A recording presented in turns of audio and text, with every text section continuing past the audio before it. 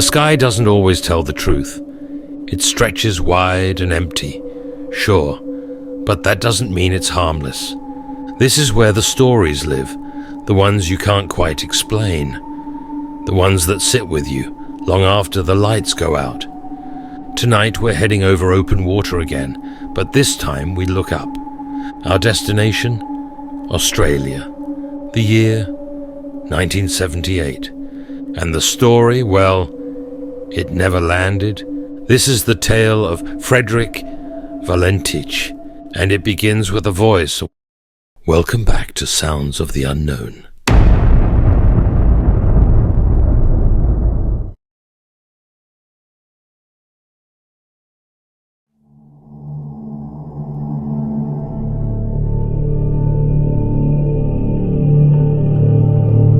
It was a Saturday, October 21st, 1978.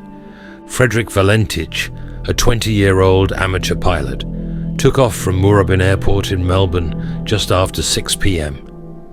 His flight plan was simple: cruise across the Bass Strait to King Island, just over 125 miles away. He'd radioed ahead. He told people he was picking up some friends, grabbing dinner. But when authorities checked later, no one on the island was expecting him. No dinner, no pickup, nothing scheduled. Odd, but not impossible. Maybe he got wires crossed. The plane was a Cessna 182L, a small single-engine craft, easy to fly, easy to vanish. And as the sun dipped below the horizon, Frederick climbed into the sky.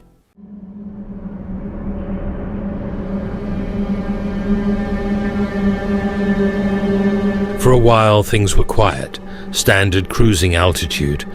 Nothing strange on the radar. Then, just after 7 p.m, he made contact with Melbourne Air Traffic Control. And something was wrong. Frederick reported that he was being followed by an aircraft, one he couldn't identify. It was flying above him, circling. He said it had 4 bright lights, moving too fast, with a metallic sheen. He couldn't make out the shape. It didn't look like any plane he knew. Over the next 6 minutes, radio logs captured a tense, bizarre exchange between him and the tower. The mystery aircraft, he said, was now orbiting above him, then below, then gone. And then came his final words. "It's not an aircraft," followed by 17 seconds of metallic scraping. Not static, not wind, something else, then silence.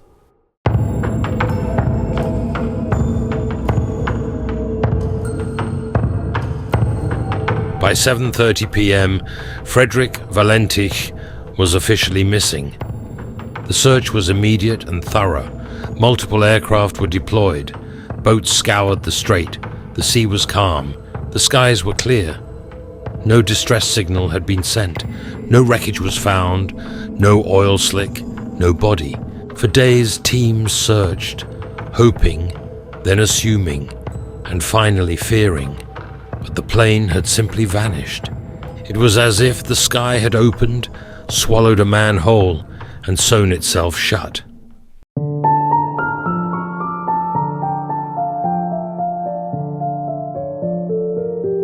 The Department of Transport launched an investigation. They gathered transcripts, spoke with friends, family, instructors. Frederick was described as responsible, serious about flying. Some said maybe too serious. Obsessed with UFOs, convinced they were real. He had books on alien encounters. He'd even worried about being attacked by one. So the conclusion? Pilot disorientation.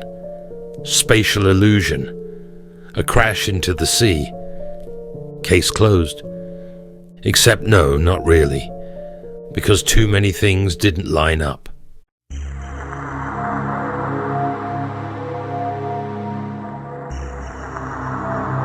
Several witnesses, more than 20 in fact, reported seeing strange lights in the sky that night. Some claim they saw a green light hovering over the water. Others said they watched a plane being followed by an object they couldn't identify. One couple swore they saw an aircraft, small and white, flying with something massive just above it, something silent, something without wings. The Australian UFO Research Network collected dozens of similar sightings in the area, all within hours of Frederick's disappearance. And then there was the transmission, the scraping sound, the strange calmness in his voice, even as he described something impossible. He didn't sound panicked. He sounded curious.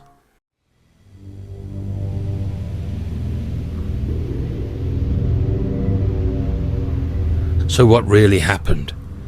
One theory claims Frederick was flying upside down, mistaking lights reflected on the water for a UFO. But his plane wasn't equipped for inverted flight. He would have lost control almost immediately. Another theory, a suicide staged as an abduction, but again, no history of depression, no motive, and no wreckage. Some suggest he faked the whole thing, flew under radar, disappeared on purpose, but why? And then, of course, there's the final theory, that something non-human was up there that night, something watching, something waiting.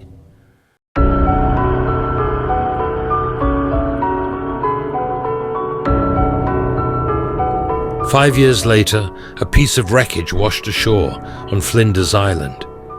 It was from a Cessna, damaged, corroded, missing key identification.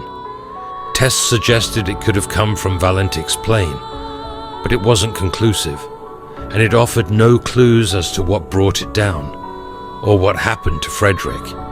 It was a ghost of a plane, nothing more. Just enough to stir the mystery again, never enough to solve it.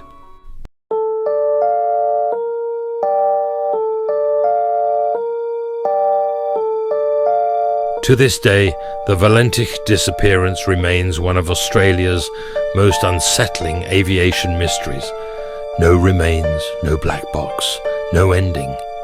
Just a young man, a quiet sky, and a final message that echoes across decades. It's not an aircraft. What did he see? Was it a trick of the light, a hallucination, a cover-up? Or did something reach down from the stars and pluck him from the sky? We don't know. And maybe that's the point. Thank you for watching Sounds of the Unknown. If you found yourself scanning the horizon after this, or imagining that last flight over dark water, you're not alone. Subscribe for more stories like this, tales of the unexplained, the haunted and the whispered. And tell us in the comments, what do you think happened to Frederick Valentich? Until next time, stay grounded and remember, sometimes the sky lies.